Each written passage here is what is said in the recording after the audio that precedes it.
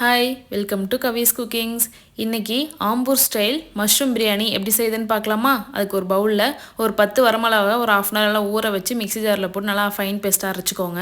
இப்போ ஒரு குக்கரில் கொஞ்சமாக எண்ணெய், நெய், பிரியாணி ஸ்பைசஸ், ஒரு 3 மீடியம் சைஸ் வெங்காயம், 3 பச்சை மிளகா போட்டு நல்லா வதக்கிக்கோங்க.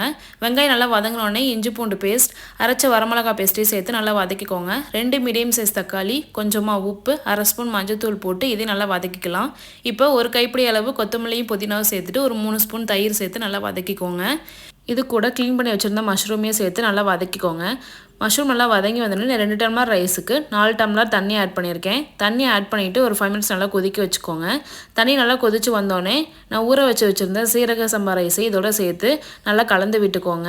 கலந்து விட்டுட்டு ஒரு 10 மினிட்ஸ் நல்லா கொதிக்க வச்சிங்கன்னா இந்தளவுக்கு தண்ணி நல்லா சுருண்டு வந்துடும். இப்போது ஒரு கைப்பிடி அளவு கொத்தமல்லி புதினா, ½ லெமன் ஜூஸ், 2 ஸ்பூன் நெய் ஆட் பண்ணி ஒரு 10 மினிட்ஸ் லோ ஃப்ளேம்லேயே வச்சுட்டு ஸ்டவ் ஆஃப் பண்ணிட்டு ஒரு 20 மினிட்ஸ் தம் போட்டுருங்க. இப்போது உதிரியான Ambur style mushroom biryani ready ஆகிடுச்சு. இதை வீட்டில் கண்டிப்பாக ட்ரை பண்ணி பார்த்துட்டு எப்படி இருந்துச்சுன்னு கமெண்ட் பண்ணுங்கள். தேங்க்யூ.